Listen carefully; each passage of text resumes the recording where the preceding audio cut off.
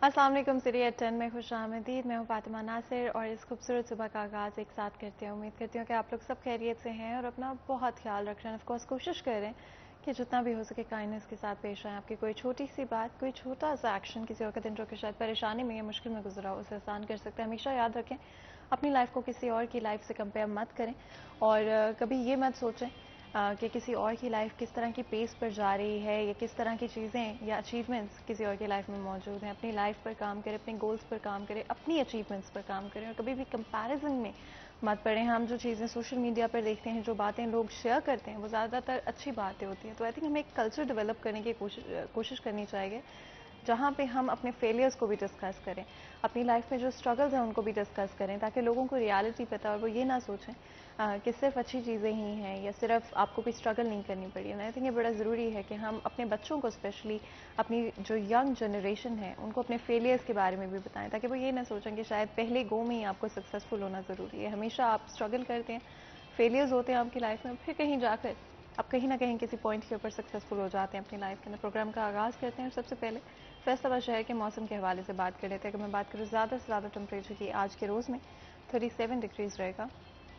कम से कम टेम्परेचर की अगर हम बात करते हैं आज के रोज़ में तो 24 डिग्रीज़ रहेगा। इसी के साथ अगर मैं यूवी इंडेक्स की बात करूं इस वक्त, तो आज आपको पता है अनयूजुअली 2 है यूवी इंडेक्स। फिर भी अगर आप बाहर जा रहे हैं तो 11 बजे से लेकर 5 बजे के दरमियान सन प्रोटेक्शन का लाजमी तौर पर इस्तेमाल करें और कोशिश करें कि जितना भी हो सकता है अपने आप को अब बारिश आपको पता है हो रही है फैसलाबाद शहर में और बहुत ही अच्छी चीज़ है। कल रात से बारिश हो रही है। सिर्फ एक चीज़ अच्छी नहीं है, वो जो पानी खड़ा हुआ है रास्ते में और डिफरेंट जगहों पर, सिर्फ वो एक ऐसी चीज़ है जो कि इस बारिश के बारे में अच्छी नहीं लग रही। लेकिन गर्मी का जो दबाव फैसलाबाद शहर में मौजूद था और बहुत ह्यूमिडिटी हो रही थी, बहुत ही घुटन वाला मौसम हो चुका था, तो आई थिंक हमें एक रिलीफ मिल रहा है शॉर्ट स्पैन के लिए। इसके अलावा अगर हवा की बात करें तो 11 किलोमीटर पर आवर की रफ्तार से हवा चल रही है। आज के दिन में बारिश की मैं आपको बता देती हूँ कि 25 मिलीमीटर अगले 24 घंटे में प्रिडिक्ट की जा रही है कि बारिश होगी अभी मज़ीद। और अगर हम सिर्फ पिछले 6 घंटे की बात करते हैं तो 1 मिलीमीटर बारिश फैसलाबाद शहर में हो चुकी है और इसी वजह से पानी आपको कई जगहों पर खड़ा हुआ नजर आएगा। विजिबिलिटी की बात करें 3 किलोमीटर इस वक्त विजिबिलिटी है। हल्की सी हेज़ की वजह से विजिबिलिटी इंपैक्ट हो रही है। कहीं भी ट्रैवल करें स्पीड मत करें, ख्याल रखें इस चीज़ का कि ऑफ कोर्स आपको पता है बारिश की वजह से स्लिपरी हो जाती हैं रोड्स, तो ये मत करें कि ओवर स्पीडिंग की वजह से अपने आप को या किसी और को आपकी वजह से नुकसान हो जाए। मुझे एक्चुअली अवैस की आवाज़ बहुत कम आ रही थी, लेकिन मैं ज़रूर सुन पाई कि उन्होंने क्या कहा। बहुत बहुत शुक्रिया अवैस। बारिश होती है तो बारिश के साथ एक तो बिजली फ़ौरन फैसलाबाद शहर में ज़रूर चली जाती है और उसके साथ दूसरी चीज़ जो कि हमेशा होती है वो सिग्नल बहुत इशू आपको ज़रूर होता हुआ नज़र आता है।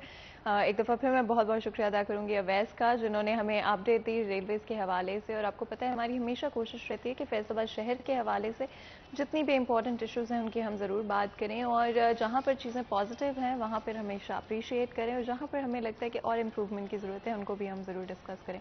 आगे बढ़ते हुए आज पीएचए के हवाले से बात करेंगे और हमारी कोशिश होगी फैसलाबाद शहर जहाँ पर हमारी सबकी कोशिश है, आई थिंक हम सबकी ख्वाहिश भी है कि ग्रीन एंड क्लीन सिटी की तरफ हम लोग सब आने की कोशिश करें। फैसलाबाद शहर बहुत ही खूबसूरत शहर है और ज़्यादा खूबसूरत इसको बनाया जा सकता है। मौसम भी कुछ इस तरह का है कि इस मौसम में आप नई तरह की प्लांटेशंस कर सकते हैं, नई तरह के फ्लावर्स को लगा सकते हैं। और आई थिंक ये बड़े मज़े की चीज़ है कि हमारे पास ये जो सीजन्स मौजूद हैं उसमें हम उनका भरपूर फ़ायदा उठाते हुए अपने शहरों को और ज़्यादा खूबसूरत बना सकते हैं। और पीछे की तरफ से पूरी तरह से इस चीज़ की कोशिश की गई है, जहाँ पर अप्रिशिएट करना है वहाँ पे अप्रिशिएट करेंगे, जहाँ पे थोड़ा सा क्रिटिसाइज़ करना है क्रिटिसाइज़ भी करेंगे। हमारे साथ दो बहुत ही खास मेहमान आज स्टूडियो में मौजूद हैं जो कि इस डिस्कशन में हमारे साथ देंगे। सबसे पहले तो जी हमारे साथ रमज़ान मिर्ज़ा मौजूद हैं जो कि हमारे सीनियर रिपोर्टर हैं। रमज़ान, आपको वेलकम करते हैं शो में। बहुत बहुत शुक्रिया, आपने हमारे शो के लिए वक्त निकाला।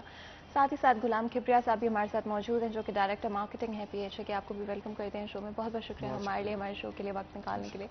जिस तरह से मैं पीएचए के हवाले से बात कर रही थी, आई थिंक फैसलाबाद शहर एक बहुत ही खूबसूरत शहर है। जो वक्त की ज़रूरत है, अगर हम आज का माहौल देखते हैं, आज के इन्वायरमेंट देखते हैं, तो क्लीन एंड ग्रीन सिटीज़ की तरफ हमें जाने की ज़रूरत है। रमज़ान, फैसलाबाद शहर की अगर हम बात करें, वहाँ पर इंडस्ट्री जोन्स हैं, एक तरफ इंडस्ट्रीज़ इतनी ज़्यादा हैं, वहाँ पर आई थिंक और भी ज़्यादा ज़रूरत है इस चीज़ की। And without a doubt PHA की तरफ से भरपूर कोशिश की जा रही है। इस पर थोड़ी सी रोक डालिएगा। फैसलाबाद की अगर बात करें तो फैसलाबाद अगर तो शायद सूरत हाल इससे ज़्यादा ख़राब नज़र आती है। हमें ग्रीनरी नज़र नहीं आती, हमें कहीं पे दरख्त नज़र नहीं आते, हमें کہیں پہ پھل پھول نظر نہیں آتے. گو کہ اداروں کی جانب سے کوششیں کی گئیں، لیکن ابھی بھی فیصل آباد میں جس حد تک انڈسٹری موجود ہے اور جتنی گنجائش فیصل آباد شہر میں موجود ہے، اور ایسا شہر جس کے بیچوں بیچ سے ایک نہر بھی گزرتی ہے اور اس کے باوجود فیصل آباد خوبصورت نہ ہو، باغبانی نہ ہو، جمالیاتی حسن میں اضافے کے لیے اقدامات نہ اٹھائے جائیں، یہ خاصا افسوسناک ہے. اور ایسا شہر جہاں پر صنعت کار موجود ہیں اور وہ کھلے ہاتھوں سے پیسے دینے کے لیے تیار ہیں، آپ بس کرنے والے بنیں، تو فیصل آباد کو بڑی ضرورت ہے.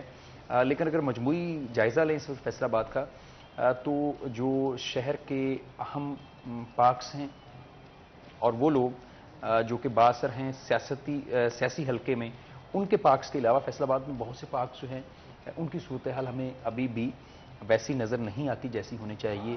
وہاں پر پودے نظر نہیں آتے، وہاں پر پھول نظر نہیں آتے، وہاں پہ گھاس نظر نہیں آتی، وہاں پر نہری پانی کی فراہمی نظر نہیں آتی، وہاں پر بجلی کے کنیکشنز نظر نہیں آتے، وہاں پر ٹیوب ویلز اور موٹرز نظر نہیں آتی، وہاں پر مالی نظر نہیں آتے. گرین بیلٹس کی بات کر لیں تو فیصل آباد شہر کی بہت سی ایسی گرین بیلٹس ہیں جن کے اوپر بہت زیادہ کام کرنے کی گنجائش موجود ہے. وہ جھمرا روڈ ہو، وہ اس کے ساتھ ساتھ شیخپورہ روڈ کی گرین بیلٹس کے اوپر کام کرنے کی ضرورت ہے. اس کے علاوہ جڑامالہ روڈ اگر شہر سے تھوڑا سا باہر نکلیں وہاں پر کام کی ضرورت ہے. ایون کہ افسوس کی بات یہ ہے کہ اب تو سرکاری ادارے وہ سڑک کی مد ہو یا کوئی ترقیاتی کام کی مد میں بھی گرین بیلٹس کو نگل گئے ہیں، کھا گئے ہیں. سڑکیں چوڑی ہوئیں، بہت ساری گرین بیلٹس جو تھیں وہ ختم ہوئیں، کینال روڈ ڈیولپ ہوئی، سینکڑوں درخت جو تھے وہ اس کے ارد گرد سے کاٹے گئے، ایکسپریس وے ڈیولپ کیا گیا، نہر کو ویران کر دیا گیا پودے کاٹ کے انتظامیہ کی جانب سے. ابھی بھی بہت ساری جگہوں سے پودے جو ہیں وہ کاٹے جا رہے ہیں. 3 دن پہلے سٹی 41 نے ہی رپورٹ کیا تھا، سیم نالا روڈ ہے، ملت روڈ کے اوپر آپ پہلی سیم کے اوپر جب رائٹ مڑتے ہیں تو محکمہ انہار نے سینکڑوں درخت وہاں پر اس نام پہ کاٹ دیے کہ صفائی کی جانی ہے. یہاں تک کہ سپریم کورٹ کا واضح جو ہے وہ آرڈر موجود ہے. اس معاملے کے اوپر ضلع انتظامیہ کی جانب سے نہ کوئی انکوائری شروع کی گئی، یہاں تک کہ ڈپٹی کمشنر کے نوٹس میں بھی یہ معاملہ آیا لیکن اس کا کچھ بھی نہیں ہوا. اور وہ درخت لگائے بھی صنعت کاروں نے تھے، ان کی پرورش بھی صنعت کاروں نے کی. اور سفیدے کا درخت جس کے بارے میں کہا جاتا ہے بہت سارا پانی وہ چوس لیتا ہے، اور سیم کے نالے کے اوپر اگر لگا ہوا ہے تو اس کا مطلب ہے وہ گندا پانی چوس رہا ہے اور ماحول کو تر و تازہ فضا جو ہے وہ فراہم کر رہا ہے. تو اس معاملے کے اوپر ابھی بہت سارا کام کرنے کی ضرورت ہے، اور میرا خیال ہے پی ایچ اے اس پہ کر بھی رہا ہے لیکن اس کو مزید ایکسپیڈائٹ کیا جا سکتا ہے. بالکل، ہمارے ساتھ ہمارے جو بہت ہی خاص مہمان موجود ہیں، میں آپ سے بھی پوچھنا چاہوں گی پیچھے کی طرف سے کس طرح کے ایفرٹس انڈر وے ہیں کرنٹلی، اور جہاں پر بارشوں کا سیزن آفیشلی یہ پری مونسون آئی بلیو آج جو فیصل آباد شہر میں ہوئی ہے، تو اس کے ساتھ کس طرح سے کوپ کریں گے اور کس طرح سے پلانٹیشنز آگے چلتے ہوئے نظر آئیں گے؟ جی بالکل میڈم، جیسے رمضان مرزا صاحب نے جو ہے ایک شہر کا انٹروڈکشن دیا اور آپ نے ان کی گفتگو میں سے ہی یہ بات جو میں نے مطلب ریڈ کی وہ یہ ہے کہ بہتری کی جانب ہم بڑھ رہے ہیں. ڈیفینیٹلی جب بھی آپ کسی شہر میں کام کر رہے ہوں جو ایک بڑا شہر ہو، جو پنجاب کا دوسرا بڑا شہر ہو، اور وہاں پہ آپ کو پہلے تو کسی ادارے کی جو ہے وہ بیسکس جو ہیں ان کے بارے میں تھوڑا سا جو ہے میں کوشش کروں گا آپ لوگوں کو بریف کر سکوں، آپ لوگوں کو بتا سکوں کہ پی ایچ اے کیا کیا اقدامات کر رہا ہے، پی ایچ اے کے کیا پلانز ہیں اور پی ایچ اے کیا کیا بہتری لے کے آیا. اب سب سے پہلے جب پی ایچ اے کی بات کریں تو پی ایچ اے 2009 میں ایک ایجنسی تھا ایف ڈی اے کی، 2014 میں اس کو جو ہے ایک اتھارٹی کا سٹیٹس ملا گورنمنٹ آف پنجاب کی طرف سے. اب اس کے بعد پی ایچ اے نے جب اس کو ٹیک اوور کیا اس معاملے کو، تو اس ٹائم جو ہمارا آپریشنل ایریا ہے وہ municipal limits of the city ہیں. یعنی پی ایچ اے جو کام کر رہا ہے جو شہری علاقہ ہے، جو میونسپل کارپوریشن کی لمٹس ہیں ان کے اندر اندر کام کر رہا ہے. اب فردر اس کو میں تھوڑا سا آگے بڑھاتا چلوں کہ کسی بھی ادارے کو کام کرنے کے لیے انفراسٹرکچر کی، ورک فورس کی اور جو ہے وہ وسائل کی بھی ضرورت ہوتی ہے. ساتھ ساتھ رمضان صاحب نے اپنے انٹرو میں کہا یہاں پہ انڈسٹریلسٹ ہیں، بالکل سی ایس آر جو پروگرام ہے وہ ڈیفینیٹلی کارپوریٹ سوشل رسپانسبلٹی ایک ٹرم استعمال کی جاتی ہے، ساری دنیا میں یہ استعمال ہوتی ہے. کسی بھی جگہ پہ اس طرح نہیں ہو سکتا کہ جو سرکار ہے کہ جن لوگوں کو اللہ تعالیٰ بچائے، جن لوگوں کو آکسیجن کی ضرورت پڑی تو ان کو اس کی افادیت کا زیادہ احساس ہوگا بنسبت آپ اور میں. اور یہ پودے تو اللہ تعالیٰ کی نعمت ہیں جو ہمیں آکسیجن مفت میں فراہم کر رہے ہیں. اب پی ایچ اے میں جو میڈم اس ٹائم ہمارے پاس تقریباً 3 کے قریب چھوٹے اور بڑے پنجاب میں لاہور کے بعد ہیں. اب 343 پارک بیلٹ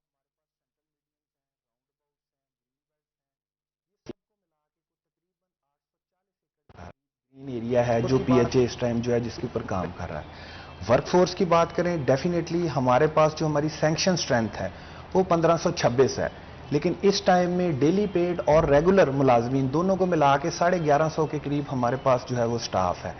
ان میں سے بھی اگر آپ ہارٹیکلچر کے حوالے سے بات کریں جو ہمارا مطلب مین پرائم جو ہمارا آبجیکٹو ہے، وہاں پہ 800 کے قریب جو ہے وہ ملازمین کام کر رہے ہیں. اب اگر آپ ہمارا آپریشنل ایریا لے لیں اور ہمارے ہارٹیکلچر کے ملازمین کی سٹرینتھ لے لیں تو اگر سٹینڈرڈ 1 ایکڑ کے اوپر 2 ملازم بھی ہم اگر کام کرنے کے لیے رکھیں تو اس ٹائم بھی ہمیں کو تقریباً 800 کے قریب جو ہے وہ ورک فورس کی شارٹیج کا سامنا ہے. مگر ان تمام چیزوں کے باوجود، ان تمام ڈیفیشنسیز کے باوجود بھی ادارہ فیصل آباد میں اس کو green and clean, neat and clean بنانے کے لیے جو ہے وہ سر توڑ کوشش کر رہا ہے. اس میں ہمارے ڈائریکٹر جنرل ایوب خان بلوچ صاحب جو ابھی ریسنٹلی 2 مہینے ہوئے ہیں، انہوں نے کچھ اقدامات کیے ہیں جو میں آپ کے سامنے ہائی لائٹ کرنا چاہوں گا. سب سے زیادہ کسی بھی انڈسٹریل سٹی میں اربن فارسٹریشن ایک ٹرم استعمال کی جاتی ہے کیونکہ ڈیفینیٹلی ہم ایک انڈسٹریل سٹی ہیں. ہم یہاں پہ چھوٹے چھوٹے جنکس میں جو ہے وہ اب اربن فارسٹریشن کی طرف جا رہے ہیں. میاں واقعی ایک نئی ٹیکنیک آئی ہے جس میں ایک خاص قسم کی جو ہے وہ سوائل کو پریپیئر کر کے پودوں کی ایک لیئر ڈیولپ کی جاتی ہے اور یہ بڑی جو ہے اس میں پودوں کا سروائیول اور گروتھ ریٹ بہت زیادہ ہے. اس پروجیکٹ کو چلاتے ہوئے اس ٹائم فیصل آباد میں 5 مختلف مقامات پہ میاں واقعی فارسٹ لگ چکے ہیں اور ماشاءاللہ وہ پودے جو ہیں وہ 8-8 9-9 فٹ تک پہنچ چکے ہیں. اس میں آپ گرین بیلٹ لے لیں سوسا روڈ کی، دوسرے نمبر پہ یہ کوہ نور سٹی میں میڈیا کام کے سامنے، سمندری روڈ پہ، باغ جناح کے اندر، یہ وہ مقامات ہیں. ایون کشمیر پارک جس کو پہاڑی والی گراؤنڈ کہا جاتا ہے وہاں پر بھی یہاں پہ ہم نے اربن فارسٹریشن میں میاں واقعی ٹیکنیک کے تحت جو ہے وہ پلانٹیشن کا آغاز کر دیا ہے. اب فردر ہم بیوٹیفیکیشن کے لیے بھی ہم شہر میں خوبصورتی ایک اس کا امیج اور اس کو بہتر کرنے کے لیے 10 مختلف مقامات پر پی ایچ ای کی طرف سے چوکوں چوراہوں میں مونومنٹس لگا دیے گئے ہیں. اس میں ہمیں ڈسٹرکٹ ایڈمنسٹریشن کی بھی سپورٹ ہے. اے سی سٹی صاحب خود میرے ساتھ لیڈ کر رہے ہیں، دن رات کام ہو رہا ہے اور انشاءاللہ تعالی ہم آپ کو یہ میک شور کرتے ہیں کہ محدود وسائل میں پی ایچ اے جو ہے فیصل آباد کا امیج چینج کرنے میں اپنا پورا کردار ادا کرے گا. اینڈ بہت ہی اچھی طرح سے آپ نے اور بہت ڈیٹیل میں آپ نے ایکسپلین کیا، نہ صرف یہ کہ پی ایچ اے کی کیا رسپانسبلٹیز ہیں، کس طرح سے پی ایچ اے اپنی پوری کوشش کے ساتھ کوشش کر رہے ہیں کہ فیصل آباد شہر کو جس طرح سے چاہے وہ بیوٹیفیکیشن کی ہم بات کریں یا اوور آل پلانٹیشنز کے حوالے سے بات کریں کہ کتنی ساری چیزیں انڈر وے ہیں اور پروجیکٹس نظر آ رہے ہیں. رمضان، شارٹیج کی جب ہم بات کرتے ہیں وہ چاہے فنڈنگ کے حوالے سے ہو یا پھر ورک فورس کے حوالے سے، جو کہ دونوں چیزیں کبریہ صاحب نے ہائی لائٹ کی. فیصل آباد شہر اور بھی بہت سارے ڈپارٹمنٹس میں وہ چاہے ڈیولپمنٹ ہو، اوور آل روڈ کنسٹرکشن ہو، روڈ نیٹ ورکس ہو، ہمیں نظر آتا ہے کہ وہاں پہ بھی ہمیں ریسورسز کی کمی کنٹینیوسلی نظر آتی ہے. کیا پی ایچ اے میں بھی آپ کو لگتا ہے کہ فنڈنگ کے حوالے سے، ورک فورس کے حوالے سے امپروومنٹ کی ضرورت ہے؟ میڈم، ہم ہمیشہ ایک بات ڈسکس کرتے ہیں کہ فیصل آباد ہمیشہ اگنور ہوتا ہے.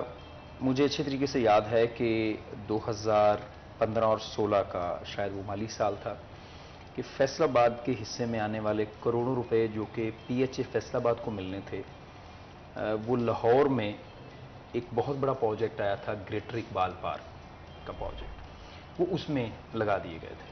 اور اس مالی سال کے دوران فیصل آباد کو کوئی ایک آنا بھی ڈیولپمنٹ کی مد میں نہیں ملا.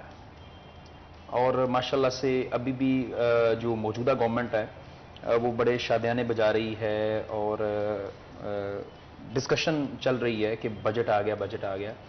اس بجٹ میں بھی پی ایچ اے فیصل آباد کے لیے کوئی بھی نئی اسکیم مجھے نظر نہیں آئی. کبریہ صاحب اس کو شاید بہتر جانتے ہوں. جو آن گوئنگ اسکیمز ہیں جن میں میاں واقعی فارسٹ ہے، اس کے لیے کچھ پیسے جو ہیں وہ حکومت کی جانب سے رکھے گئے ہیں آنے والے جو مالی سال ہے، لیکن کوئی بھی نیا پروجیکٹ، کوئی نیا پارک نہیں بنے گا، کسی پارک میں سول ورک نہیں ہوگا، کسی پارک میں پھول اور پودے نہیں لگیں گے، وہ ذاتی کیپیسٹی میں کرے گا. اچھا، دوسری آپ نے بات کی کہ پی ایچ اے کو مالی مسائل جو ہیں وہ اس کا کس طرح سامنا ہے. پی ایچ اے پچھلے کئی مہینے اس گم کی کیفیت میں رہا کہ آیا کہ پی ایچ اے بچے گا بھی کہ نہیں بچے گا، کیونکہ جب پی ایچ اے کی بنیادی ذمہ داری ہے فیصل آباد میں جو ہارٹیکلچر کا کام ہے اس کو کرنا. कि फूल पौधे घास वगैरह लगाना और उसकी खूबसूरती। इस इदारे को तो एग्जिस्टेंस इसकी रही, लेकिन जिस के ऊपर इसका इन्हिसार है एडवर्टीजमेंट, वो सारा काम जो था वो लोकल गवर्नमेंट एक्ट के तहत लोकल गवर्नमेंट को वापस जा रहा था। अब अगर वो कोई 20-22-25 करोड़ रुपया जो इन्हें एडवर्टीजमेंट की मद में आ रहा है और ये खर्च कर रहे हैं अपने स्टाफ को, अगर वो लोकल गवर्नमेंट या एमसीएफ के पास चला जाता तो इस इदारे की बका मुश्किल थी।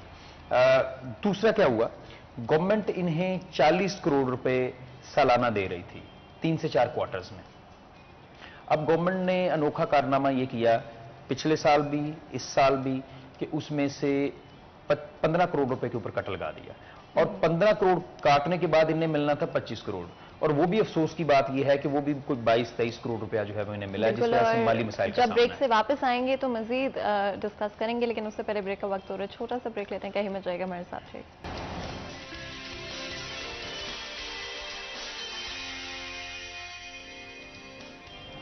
वेलकम बैक सीरिया 10 में एक दफ़ा फिर आपको खुशामदीद कहते हैं। ब्रेक में जाने से पहले आज पीछे के हवाले से बात कर रहे हैं। फैसलाबाद शहर जो कि इतना खूबसूरत और इम्पॉर्टेंट शहर है पूरे पाकिस्तान का, फिर भी उस तरह से हमें ना तो अटेंशन मिलती है, ना ही हमें रिसोर्सेज उस तरह से दी जाती हैं जैसे कि मिलनी चाहिए, लेकिन फिर भी हमारे इदारे पूरी कोशिश करते हैं कि अपनी जिम्मेदारी को पूरा कर सकें। और जहाँ पर आज अगर हम बात करें क्लाइमेट चेंज के हवाले से, या हमारी पॉपुलेशन ग्रोथ जिस तरह से चल रही है, हम ग्लोबल वार्मिंग की अगर बात करते हैं, इन सब चीज़ों का असर आप लोग सब जानते होंगे कि कुछ सर्टन एरियाज़ पर ज़्यादा हो रहा है कंपैरेटिवली दूसरे एरिया से। और अगर हम पाकिस्तान की बात करते हैं तो पाकिस्तान की लोकेशन या जोग्राफिकल जो हमारी लोकेशन है उसकी वजह से हम पर ग्लोबल वार्मिंग का इम्पैक्ट ज़्यादा हो रहा है, और हमें वो ज़्यादा नज़र आ रहा है, जिसको देखते हुए ज़रूरी है कि जितना हो सकता है हम अपनी इन्वायरमेंट को बेहतर करने की कोशिश करें। प्लांटेशंस के हवाले से, ग्रीनरी के हवाले से और ज़्यादा चीज़ों को बेहतर किया जाए। स्पेशली अगर हम ये भी चीज़ याद रखें या फैक्टर इन करें कि हम लोग एक इंडस्ट्रियल सिटी में रहते हैं जहाँ पर बहुत सारी डिफरेंट इंडस्ट्रीज एग्जिस्ट करती हैं, जहाँ से डिफरेंट तरह के बाय प्रोडक्ट्स प्रोडक्शन की वजह से, मैन्युफैक्चरिंग की वजह से इन्वायरमेंट में रिलीज होते हैं। उससे और भी ज़्यादा ज़रूरी हो जाता है कि हमारी इन्वायरमेंट बेहतर हो, हमारी प्लांटेशंस बेहतर हों। लेकिन इससे पहले कि हम इस सब्जेक्ट की तरफ जाएं, बिकॉज पहले हम फंडिंग के हवाले से बात कर रहे थे, इस पर भी मैं चाहूँगी ज़रूर हम दोबारा एक दफ़ा टच करें, और कौन से ऐसे ब्यूटिफिकेशन प्रोजेक्ट्स इस वक्त फैसलाबाद शहर में मौजूद हैं उन पर भी हम बात करें। जी, जैसे मैडम आपने अपने इंट्रो में ही ये सारी बात बयान कर दी कि ग्लोबल वार्मिंग जो है वो इस टाइम जो है वो एक बहुत ही इंटरनेशनल इशू बना हुआ है, और ये जो अभी जो ग्लेशियर जो है ब्रेक हुआ, जिससे हमारा एक ब्रिज भी चला गया, तो इसको तो इंटरनेशनल लेवल पे बहुत ज़्यादा अटेंशन मिली, और पाकिस्तान उन चंद बड़े ममालिक में शामिल है जो कि ग्लोबल वार्मिंग में सबसे ज़्यादा। अब जहाँ तक आप फंडिंग की बात कर रही हैं, ओरिजिनली तौर पे जो पीएचए का इस टाइम एक्सपेंस है वो तकरीबन 70 करोड़ रुपए के करीब है, और जो हमारी इनकम का मेजर सोर्स है वो आउटडोर एडवर्टीजमेंट की रेगुलेटरी फीस है, इनके राइट्स पीएचए के पास हैं। मिर्जा साहब ने जैसे बयान किया कि लास्ट ईयर में जब गवर्नमेंट ने 2019 में लोकल गवर्नमेंट एक्ट आया, तो उसमें ये इख्तियार जो है, ये राइट्स जो हैं, ये हमसे लेके म्यूनसिपल कॉरपोरेशन को ट्रांसफ़र कर दिए गए, जिस बुनियाद के ऊपर जो है वो हमें अननेसेसरी लिटिगेशन का सामना करना पड़ा। लेकिन हमारी लीगल टीम ने इसको तमाम फोरम्स पे कोप किया, और उसमें जो है वो इसको दोबारा जो है, अब ये जो आउटडोर एडवर्टीजमेंट के कलेक्शन राइट्स हैं पीएचए के पास वापस आ चुके हैं। जहाँ तक हम बात करें हमारी टोटल कलेक्शन की, हमें अभी गवर्नमेंट की तरफ से जो माली साल 2021-22 चल रहा है, इसमें कोई 25 करोड़ रुपए के करीब एसएनई ग्रांट जो है वो मिली है, और फर्दर जो हमारा ऑन सोर्स आउटडोर एडवर्टीजमेंट का जो कॉन्ट्रैक्ट है उसको, और विद दीगर जो हमारे पास कुछ सोर्सेज ऑफ इनकम है, जिसमें ऑक्शंस ऑफ कैंटीन है और वुड्स हैं, और इन चीज़ों को मिला के को अप्रॉक्सीमेटली जो है वो हमें को 25 करोड़ के करीब जो है वो इनकम यहाँ से हो जाएगी। अब आप यहाँ पे भी देखें कि जो हमारा सैलरीज और पीओएल और मुख्तलिफ जो बेसिक नेसेसिटीज़ हैं, जो नॉन डेवलपमेंट एक्सपेंडिचर है, वो अगर 70 करोड़ हो, और जो हमारी टोटल इनकम है वो अगर 50 करोड़ हो, तो इन मुश्किल हालात में भी पीएचए का फैसलाबाद को सरसब्ज रखना, कोशिश करना, प्लांटेशन को बढ़ाना, ये डेफिनेटली आप इसको अप्रिशिएट ज़रूर करेंगी।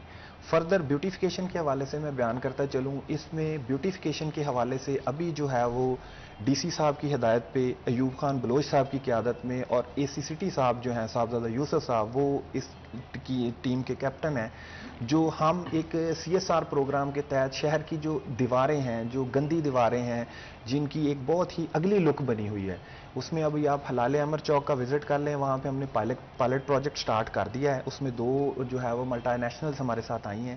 ان دیواروں کو ہم وال پینٹ کر کے ان پہ جو ہے وہ مختلف جو ہے وہ نمونے بنا کے، اور اس پینٹ کے تھرو جو ہے وہ ہم شہر کو تبدیل کرنے کی کوشش کر رہے ہیں. یہ پائلٹ پروجیکٹ تھا جس کو جو ہے وہ بھی کمپلیٹ کر لیا گیا ہے. فردر اب جو ہے ہم اس کو آگے انہینس کرتے ہوئے شہر میں ہم لوگوں نے کو تقریباً جو ہے وہ 20 کے قریب دیواریں اور آئیڈینٹیفائی کر لی ہیں. مختلف کمپنیز کو جو ہے وہ انگیج کرنے کے لیے جو ہے وہ ایکسپریشن آف انٹرسٹ کے تحت ہم جا رہے ہیں، تاکہ جو بھی ہم کام کریں وہ پائیدار ہو، وہ دیرپا ہو. کمپنیز کو انکریج کریں کہ وہ ہمارے ساتھ آئیں، وہ اپنی رسپانسبلٹی ادا کریں. اب یہاں پہ ایک چھوٹا سا پوائنٹ میں آپ کے گوش گزار اور کرنا چاہوں گا کہ PHA کو فنڈنگ کا کمی کا سامنا تو ہے ہی ہے. یہاں پہ ایک DC صاحب نے جو کمیٹی ہے جو یہ پیٹرول پمپ جو NOC دیتی ہے، وہاں پہ جو ہے وہ ایک یہ PHA کا NOC بھی کمپلیمنٹری تھا کہ 1000 پودا جس بھی بندے نے شہر میں پیٹرول پمپ لگانا ہے وہ جو ہے وہ PHA کو ڈونیٹ کرے گا. لیکن افسوس کے ساتھ مجھے کہنا پڑ رہا ہے کہ چونکہ ہمارا آپریشنل ایریا ہی فیصل آباد سٹی ہے، اور سٹی میں اب نئے پمپس بنانے کی گنجائش نہیں رہی، تو وہ جو 1000 پودا ہمیں آ رہا تھا جس کو ہم مختلف مقامات پر لگا رہے تھے، وہ بھی ابھی کافی عرصے سے 6-7 ماہ سے ہمیں کوئی نہیں ملا. فردر یہ ہے کہ اس میں میری ایک گزارش ہے ہماری ضلعی انتظامیہ سے، خاص طور پہ انوائرمنٹل ڈپارٹمنٹ سے، کہ وہ کوئی بھی اگر NOC دیتے ہیں، وہ کسی بھی انڈسٹری کو دیتے ہیں، ڈیفینیٹلی یہ انڈسٹری جب لگتی ہے پروڈکشن تو ہوتی ہے، ساتھ ساتھ یہ پولوشن بھی بڑھتی ہے، کاربن کی امیشن ہوتی ہے، مختلف پیٹرو کیمیکلز، مختلف جو ہائیڈرو کاربنز ہیں یہ ریلیز کرتے ہیں جو ہماری انوائرمنٹ کو خراب کرتے ہیں. تو کوئی ایسا وے آؤٹ بن جائے، کوئی ایسا مطلب کوئی پلان بن جائے جس میں کسی بھی انڈسٹری کو اگر NOC دینا ہے تو اس کے ساتھ ان کے اوپر پلانٹیشن بھی کمپلیمنٹری کر دی جائے. وہ پودے PHA کو دیں، جس کو PHA جو ہے وہ مختلف پارکس میں، جس کی آپ نے بھی اور مرزا صاحب نے بھی نشاندہی کی، خاص طور پہ وہ پارکس جو چھوٹی چھوٹی لوکیلٹیز میں ہیں، چھوٹے چھوٹے محلوں میں ہیں، وہ جو نگلیکٹڈ ہیں، وہاں پہ ہم جو ہے وہ لگا کے جو ہے وہ شہر کے جمالیاتی حسن کو مزید بڑھا سکیں. رمضان، ہم نے ڈفرینٹ آئی تھنک ایشوز کو ہائی لائٹ کیا ہے اور کوشش کی ہے کہ ان کو ایڈریس بھی کیا جائے. فیصل آباد کی سب سے اچھی چیز اور پازیٹیو چیز جو کہ آج کے ڈسکشن سے مجھے محسوس ہوئی ہے وہ یہ ہے کہ ہم لوگ بہت ہی سیلف ریلائنٹ ہیں. ایون تو ہمارے پاس ریسورسز کی کمی ہے، فنڈنگ کی کمی ہے، پھر بھی فیصل آباد ہمیشہ سے ایک ایسا شہر رہا ہے جو کہ سیلف ریلائنٹ ہے اور اپنے مسائل کو خود حل کرنے کی ہمیشہ کوشش کرتے ہیں، چاہے ہمیں ڈفرینٹ آرگنائزیشنز کی طرف سے سپورٹ حاصل ہو یا نہ حاصل ہو. رمضان، اگر ہم انڈسٹریل زونز کی بات کریں جو کہ حال ہی میں فیصل آباد شہر میں بنائے گئے ہیں اور ڈفرینٹ کمپنیز کو بھی ہم نے فیصل آباد شہر کا رخ کرتے ہوئے دیکھا ہے، اس کے چلتے ہوئے کس طرح سے ان ایفرٹس کو جن کو ہم ابھی ڈسکس کریں اور زیادہ کیا ان کو کرنے کی ضرورت ہے؟ بالکل ایسا ہی ہے فاطمہ. اس میں یہ ہے کہ جس طرح ہم نے فیڈمک اور دیگر انڈسٹریل اسٹیٹس جو ہیں وہ ڈیولپ کی ہیں، اور نو ڈاؤٹ اگر ہم فیصل آباد کی نہر کی بات کر لیں تو لاہور سے آنے والے لوگ اس بات کا بخوبی جو ہے وہ اظہار کرتے ہیں کہ یہ فیصل آباد کی نہر جو ہے وہ لاہور کی نہر سے بہت خوبصورت ہے، اور اسی طرح اس جیسی نہر جو ہے وہ شاید ہی پاکستان کے کسی کونے میں ہمیں جو ہے وہ میسر آئے. اتنی خوبصورت ہے اس کو مزید، اور اس میں بہت بڑا کردار جو ہے وہ فیصل آباد کے صنعت کاروں کا ہے. اب یہ 2 طرفہ لین دین ہے کہ اگر صنعت کار جو ہیں وہ فیصل آباد کو فضا کی آلودگی کی شکل میں ایک نقصان پہنچا رہے ہیں، تو وہ فیصل آباد کی خوبصورتی کو بہتر کرنے کے لیے اور اس کے ماحول کی شائستگی کو برقرار رکھنے کے لیے بھی جو ہے پودوں کی شکل میں یا اسی شکل میں بہت کچھ دے رہے ہیں. تو جس طرح ہماری ارد گرد انڈسٹریل اسٹیٹ جو ہیں وہ ڈیولپ ہوئی ہیں، تو صنعت کاروں کے تعاون سے ضروری ہے کہ وہاں پر ارد گرد اربن فارسٹنگ جو ہو، اربن فارسٹنگ یا جسے ہم میاں واکی فارسٹ کہہ دیتے ہیں.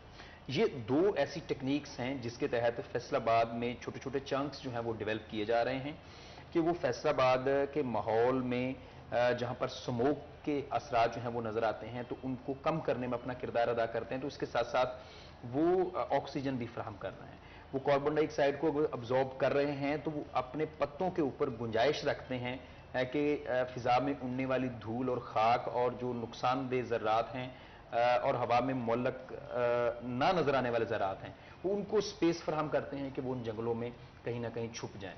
اور جو ہی بارش ہو تو وہ زمین اور پانی کا حصہ بن کے باہر نکل جائے. تو یہ ضرورت ہے کہ ان جگہوں کے اوپر بھی آپ بہت کچھ ڈیولپ کریں. اس کی میں مثال دیتا ہوں. فیصل آباد میں 2007-8 کے دوران جو کلب روڈ ہے جس کے اوپر باغ جناح ہے، جس کے اوپر نجی ہوٹلز بھی ہیں، چناب کلب بھی ہے اور دیگر کلبز بھی ہیں، اور اسی کے اوپر سرکاری رہائش گاہیں بھی ہیں. ان کو لوگ ٹھنڈی سڑکوں کے نام سے جانتے تھے، اور وہ ٹھنڈی سڑکیں اس لیے کہا جاتا تھا کہ اس کے اوپر درختوں کا اتنا رش تھا کہ وہاں سے جب آپ گزرتے تھے تو وہاں پہ ٹیمپریچر بھی لو ہمیں محسوس ہوتا تھا اور وہاں پہ شائستگی بھی محسوس ہوتی تھی. اس کے ساتھ ساتھ جو ہی آپ نشات آباد پل سے جھمرا روڈ کی طرف جائیں تو لیفٹ سائڈ پہ بھی ایک چنک ہے پودوں کا، تو آپ وہاں سے بھی گزریں تو کم از کم آپ کو 1 ڈگری سینٹی گریڈ کا فرق نظر آتا ہے. تو یہ ایک واضح علامت ہے کہ جب آپ پودے لگائیں گے ٹمپریچر کو آپ کنٹرول کریں گے، ماحولیاتی شائستگی ملے گی، اور فیصل آباد کے صنعت کاروں کے اوپر جو اس شہر کا قرض ہے، اس قوم کا قرض ہے، وہ بھی فیصل آباد کے صنعت کار جو ہیں وہ اس کو اس شکل میں اتار سکتے ہیں. لیکن پی ایچ اے کا کردار اس میں اور بڑھ جاتا ہے. جس طرح انہوں نے بات کی کہ اگر پیٹرول پمپس جو ہیں وہ لگتے ہیں 1000 پودا جو ہے وہ یا 500 پودا ڈونیٹ کر رہے تھے، اب اس میں بریک آ چکی ہے. پی ایچ اے کی جانب سے پچھلے 1-1.5-2 سالوں میں جتنے بھی پودے لگے وہ اچھے قد کاٹ کے تھے، وہ 6 سے 8 فٹ کے درمیان ان کا قد تھا، اور یہی وجہ ہے کہ ان کا سروائیول ریٹ بہتر ہے. یہی وجہ ہے کہ وہ بکری سے، وہ جانور سے، وہ بھیڑ سے بچ بھی جاتے ہیں، وہ بچوں سے بھی بچ جاتے ہیں. لیکن جو پودے ماشاءاللہ محکمہ جنگلات نے لگائے ان کا جو قد کاٹ ہے وہ 6 انچ سے لے کے 12 انچ تک کا ہے. اب وہ پودا بیچارہ اس سخت گرمی میں اس کا سروائیول ریٹ کیا ہوگا؟ اور جب آپ نے 8 لاکھ پودے سرکاری اسکولوں کے اندر لگا دیے تو آپ سمجھتے ہیں کہ وہاں پر آنے والے بچے جو ہیں ان کو پاؤں تلے روندیں گے نہیں؟ تو اس کے اوپر ابھی مزید کام کرنے کی ضرورت ہے. مزید گنجائش ہے کہ آپ فیصل آباد شہر کو ہرا بھرا کر سکیں. اس میں کوئی شک نہیں کہ اگر ہم پچھلے 2-3 سالوں کی رپورٹ جو ہیں وہ ناسا کی یا اس طرح کے اداروں کی دیکھیں تو فیصل آباد سمیت پورا پاکستان جو ہے وہ ان ملکوں میں سے ایک نظر آیا جن میں گرین ہوتا ہوا جو میپ تھا یا جی آئی ایس تھی، رپورٹ تھی، اس میں کوئی شک نہیں. لیکن اس کو بھی کنٹینیو کرنے کی ضرورت ہے کیونکہ کلین اینڈ گرین ہو یا اسی طرح کی ایک بشر 2 شجر، وہ ایک گورنمنٹ کی وہ نہیں ہوتی مہم. یہ پاکستان کے لیے مہم ہے، یہ اس ملک کے لیے ہے اور یہ اس شہر کے لیے ہے، گو کہ اسے نئے نام سے جو ہے وہ شروع کیا جا سکتا ہے. تو ضرورت ہے کہ ابھی اس کو مزید بہتر کیا جائے. پی ایچ اے شہر کی حد تک اپنی ذمہ داری ادا کرے، اور میں یہ سمجھتا ہوں کہ ان کی کیپیسٹی بلڈنگ کرنے کے بعد اسے ضلع تک پھیلایا جائے اور ان کی جو ہیں وہ تحصیلوں میں لی جائیں. وہاں سے یہ ٹیکس کلیکشن نہ کریں، لیکن کم از کم ہارٹی کلچر کے پوائنٹ آف ویو سے یہ اپنی ذمہ داریاں ادا کریں. اور اس کی واضح میں مثال دیتا ہوں کہ فیصل آباد میں ایکسپریس وے جو ہے یہ صدر کے علاقے میں آتا ہے، لیکن اس کے باوجود ان سے خدمات لی گئیں. گوجرا کے اندر جب گوجرا ہاکی انٹرنیشنل اسٹیڈیم جو تھا وہ بنایا گیا تو وہاں پر ہارٹی کلچر کا کام جو ہے پی ایچ اے فیصل آباد کو دیا گیا. یہ ان کی کارکردگی کا ایک منہ بولتا ثبوت بھی ہے. لیکن ان کے اوپر ذمہ داری اس وقت بڑھ جاتی ہے جب اپنی باہر سروسز دیں تو اپنا شہر اگر ان کا خوبصورت نہیں ہے تو یہ ذمہ داری جو ہے یہ بڑھ جاتی ہے کہ بھئی آپ اپنے شہر کو بھی دیکھیں. اینڈ آئی تھنک رمضان بڑا ضروری ہے کہ جس طرح سے ہماری انوائرمنٹ میں پولیوشن انکریز ہو رہا ہے، چاہے گاڑیوں کی وجہ سے، انڈسٹریز کی وجہ سے ہو، کہ ہم لوگ اپنا کردار بھی اس میں ادا کریں. ہم پی ایچ اے کو کہہ سکتے ہیں، گورنمنٹ کو کہہ سکتے ہیں، لیکن اپنا ہمارا جو رول ہے وہ بھی بہت امپورٹنٹ ہے، اور بہت امپورٹنٹ ہے کہ ہم اپنا کردار اس سارے پروسیس کے اندر ایڈ کریں. لیکن اس سے پہلے کہ ہم اپنی گفتگو کو آگے بڑھائیں، بریک کا وقت ہو رہا ہے، چھوٹا سا بریک لیتے ہیں، کہیں مت جائے گا، ہمارے ساتھ رہے گا.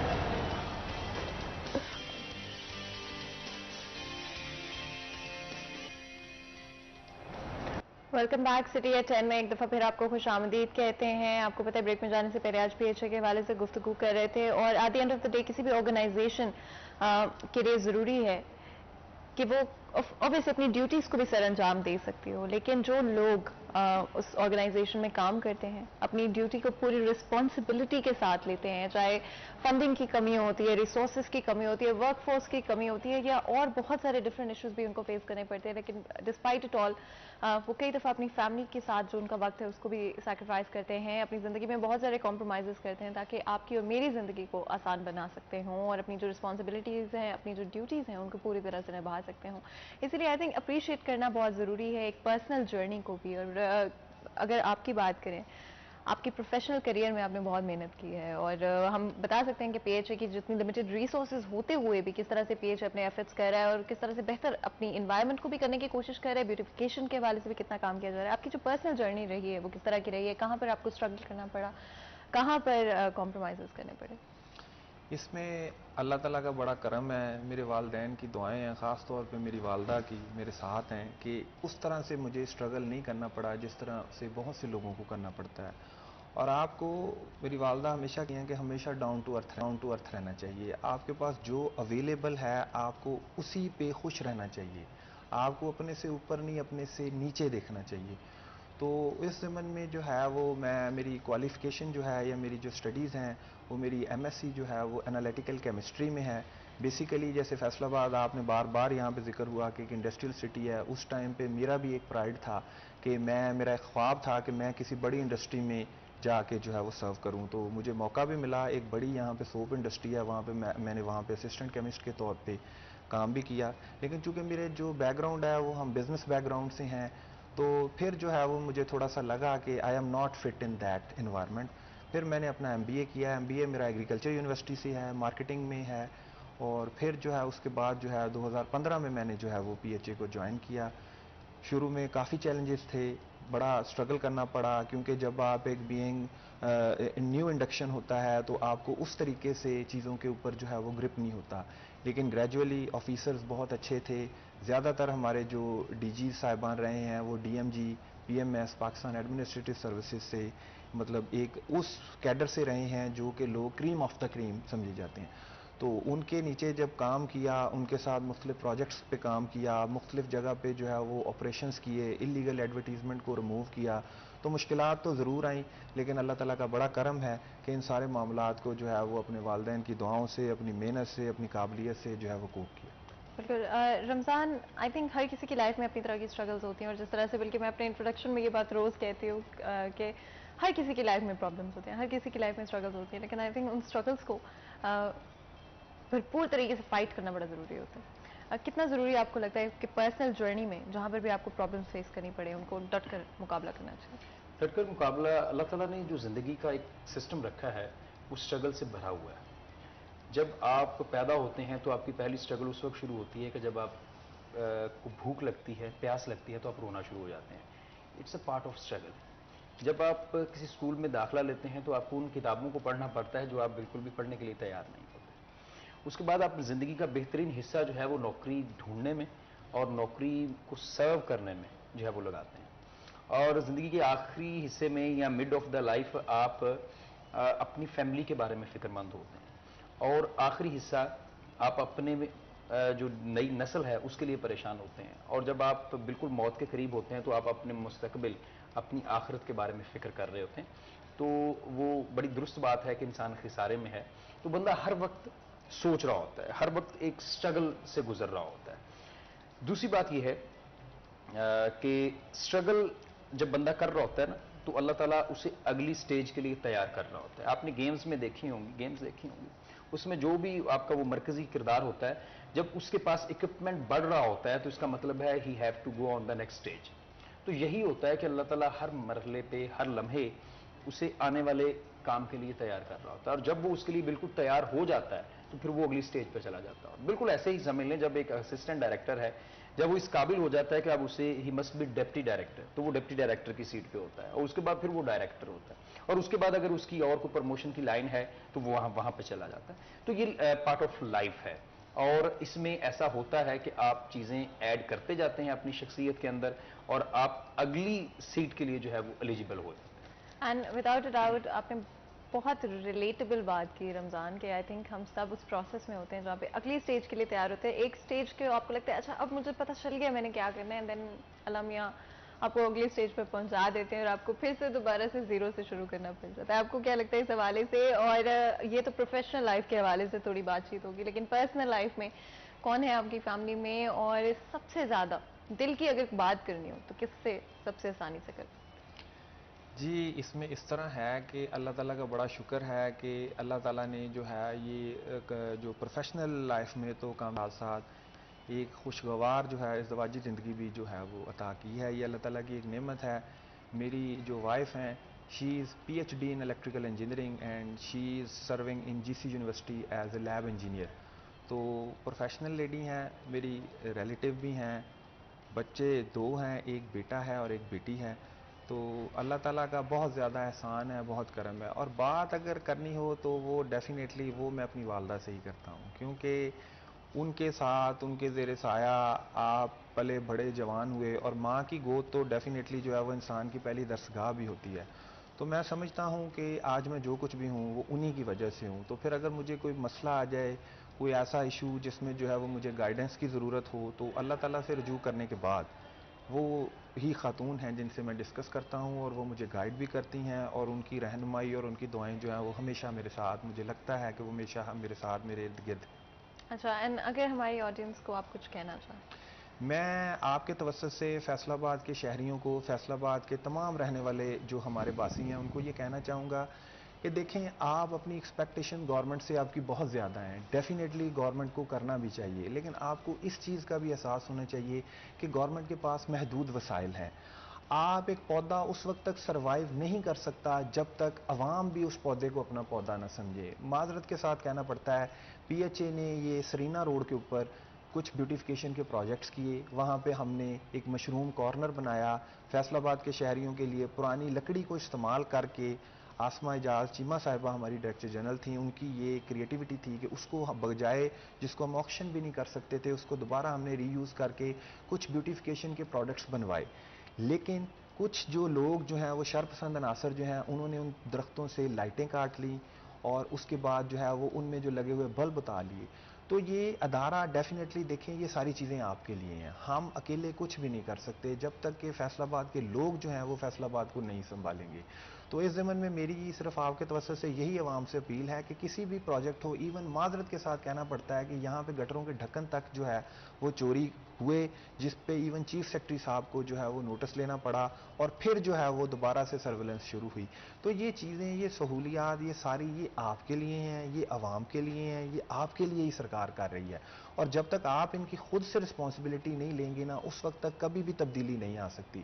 تو اس میں میری یہی درخواست ہے کہ لوگ جو ہے یہ سرکاری ادارے جو کام کرتے ہیں ان کو اون کریں, ان کی اونرشپ لیں, اس میں اپنے آپ کنٹریبیوٹ کریں, پودے لگائیں. ڈیفینیٹلی پی ایچ اے تو پودے لگا ہی رہا ہے, ابھی مونسون پری مونسون سٹارٹ ہو گیا ہے, ہم اس میں ایک میسو پلانٹیشن کی کیمپین جو ہے وہ لے کے آ رہے ہیں, لیکن اس میں لوگوں کو بھی ساتھ آنا چاہیے. 14 اگست میں جھنڈے آپ لہرائیں, آپ اپنے بچوں کو لے کے دیں, لیکن اگر آپ ان کو ایک پودا لے دیں اور وہ پودا جب درخت بنے گا تو وہ تو ریلیجس پوائنٹ آف ویو سے بھی ثواب ہے, اور ڈیفینیٹلی اس سے جو ہے وہ ہم یہ جو گلوبل وارمنگ اور اس طرح کے ایشوز ہیں ان کو بھی کوپ آسانی سے کر سکتے ہیں. اینڈ وداؤٹ اے ڈاؤٹ اپنا کردار ادا کریں, اپنی رسپانسبلٹی کو مت چھوڑیں, اپنے بچوں کو بہتر طریقے سے اپنی انوائرمنٹ کو کیسے امپروو کرنا ہے اس کے بارے میں سکھائیں, اور اپنا جو ان کا رول ہے ہماری سوسائٹی کو بہتر کرنے میں اس کو بچپن سے ان میں انسٹل کریں, وہ ان ویلیوز کو, ان مورل ویلیوز کو, ایتھیکل ویلیوز کو. آپ دونوں کو بہت بہت شکریہ ادا کرتے ہیں آج ہمیں جوائن کرنے کے لیے, ہمارے لیے وقت نکالنے کے لیے. یہاں پر ایک بالکل چھوٹا سا بریک لیں گے, کہیں مت جائے گا, ہمارے ساتھ رہے گا.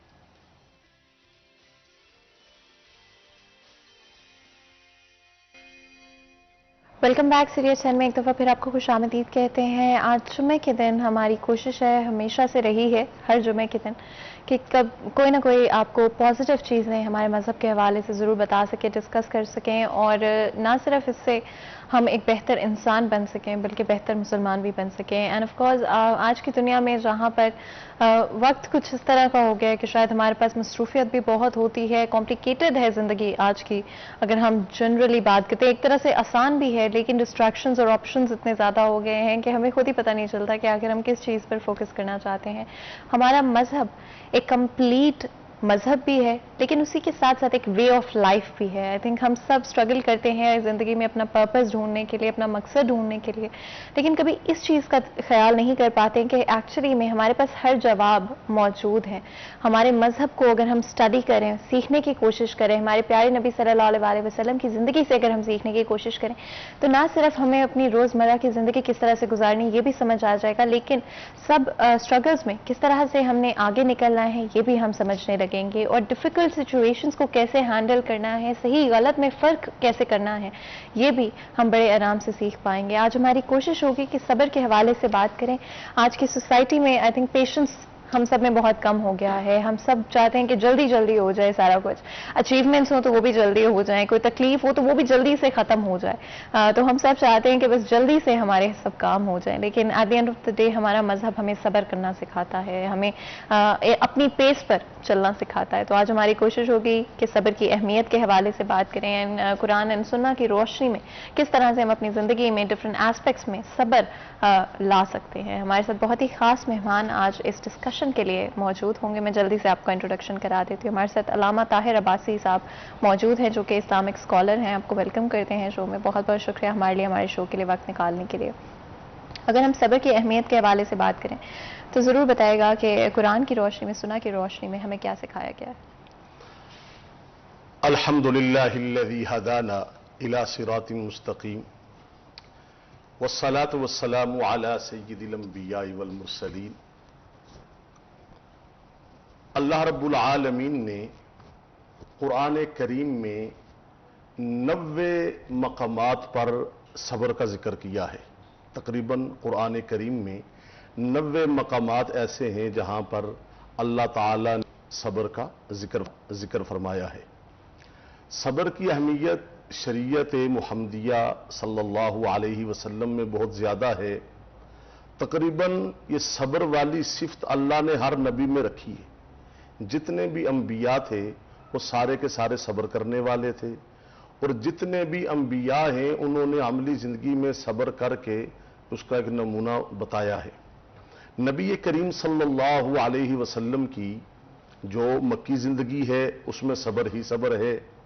اس کے بعد اللہ رب العالمین نے قرآن کریم میں جو پیغام محبت دیا ہے صبر کرنے والوں کے لیے, کہ اللہ رب العالمین نے فرمایا واللہ یحب الصابرین, کہ صبر کرنے والوں کو اللہ اپنا محبوب بنا لیتا ہے.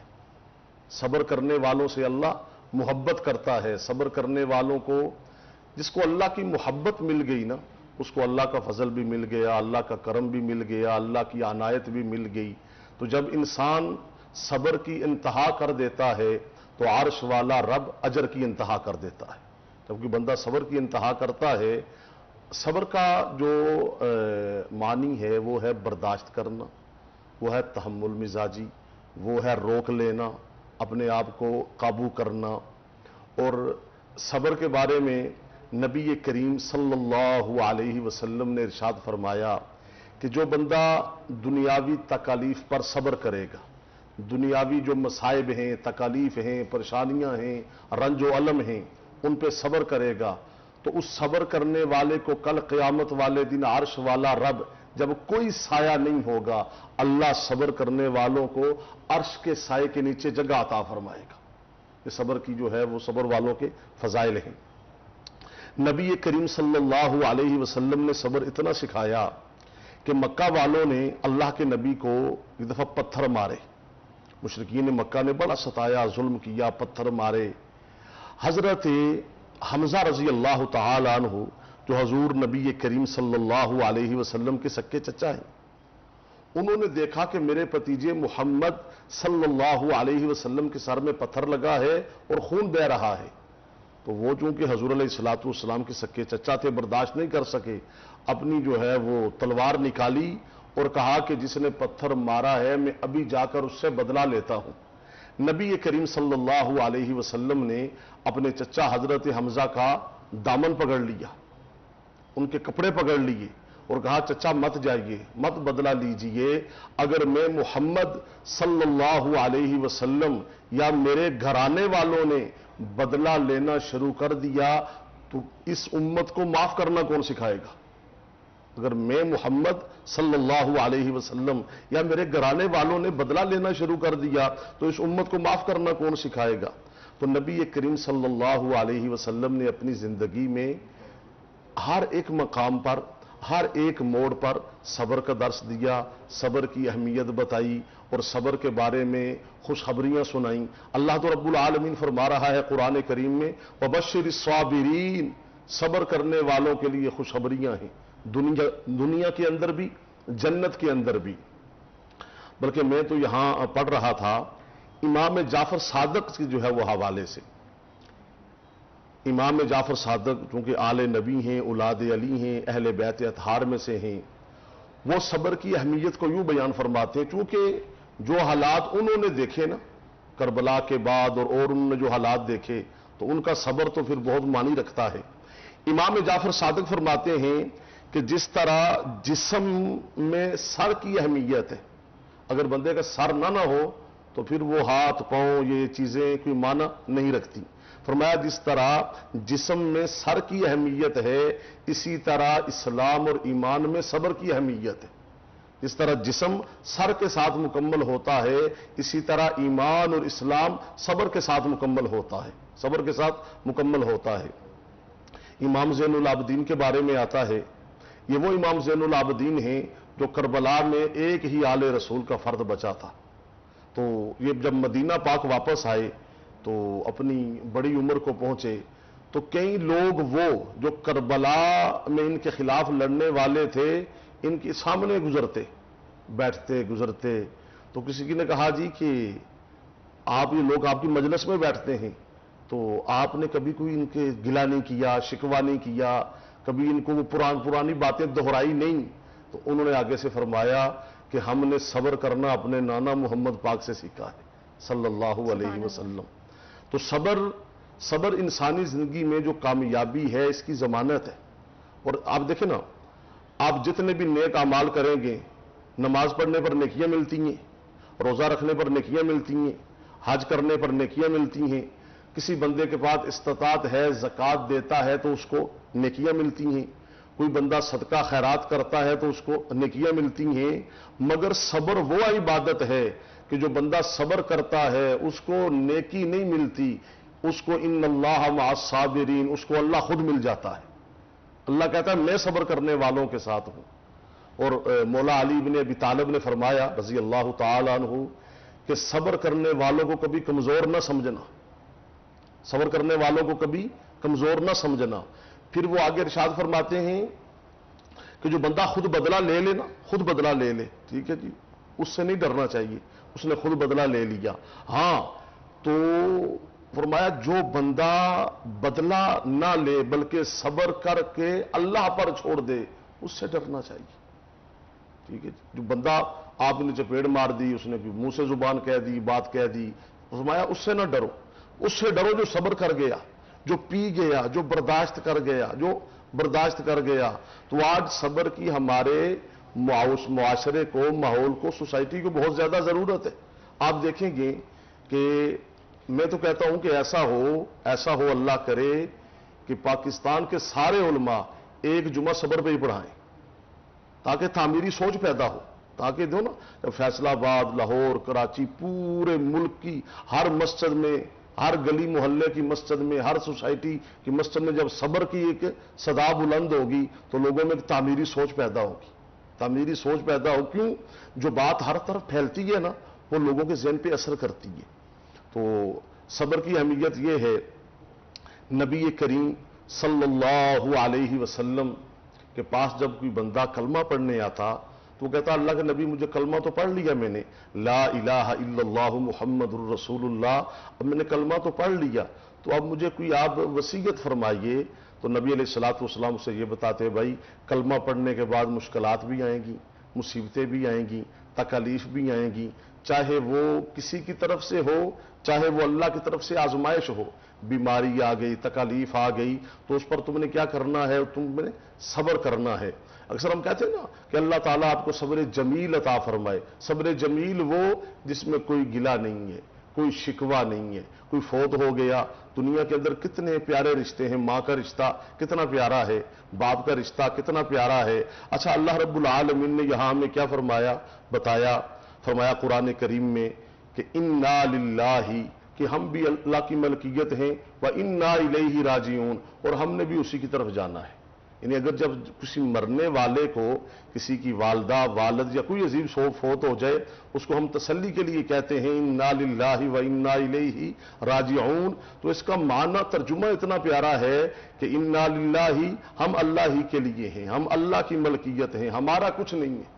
इंसान का क्या है? आज है ना, इंसान बड़े बड़े दावे करता है, बड़ी बड़ी बातें करता है, इसके अंदर गुरूर, तकब्बर, अना, मगर अल्लाह ने इंसान की अहमियत जो क्या बताई, फरमाया या अय्युहन्नास अंतुमुल फुकराउ इलल्लाह, कि तुम सारे के सारे लोग अल्लाह के सामने फकीर हो। ठीक है जी, फकीर, तुम फुकरा, अल्लाह कहते हैं तुम सारे के सारे मेरे सामने क्या हो, फकीर हो। तो इंसान को चाहिए कि जिंदगी में कदम कदम पर सब्र करे, सब्र करने पर अल्लाह की मदद भी आएगी, अल्लाह की रहमतें भी आएगी, और वो नबी करीम सल्लल्लाहु अलैहि वसल्लम ने जो सब्र करने वालों के लिए दुआएं मांगी हैं, वो उन दुआओं के अंदर भी शामिल हो जाएगा जो बंदा सब्र करने वाला होगा। एक बहुत प्यारी हदीस है, नबी करीम सल्लल्लाहु अलैहि वसल्लम ने फरमाया अस्सब्रु रिदाई, कि सब्र मुझ मोहम्मद की चादर है। अल्लाहु अकबर, ये जो सब्र है ये अल्लाह के नबी ने फरमाया कि अस्सब्रु रिदाई, मुझ मोहम्मद की क्या है, चादर है सल्लल्लाहु अलैहि वसल्लम। मैं इसका माना यह किया करता हूं कि जिस बंदे ने सब्र किया गोया उसने हजूर की रहमत वाली चादर अपने ऊपर ले ली। ठीक है, अल्लाह के नबी ने फरमाया सब्रु रिदाई, सब्र मेरी चादर है, और जो हजूर की चादर के नीचे आ जाए वो कभी नुकसान में नहीं जा सकता, वो कभी अल्लाह ताला उसको कभी भी महरूम नहीं करता।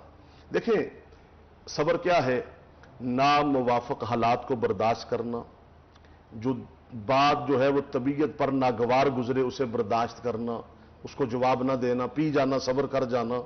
अब जब बंदा ये सारे काम करता है ना, तो अल्लाहुस्समद, अल्लाह बेनियाज है, बेउसूल नहीं है। अल्लाह ताला बेनियाज है, बेउसूल, अल्लाह ताला बेउसूल नहीं है। तो ये जो सब्र है ये इतनी बड़ी दौलत है।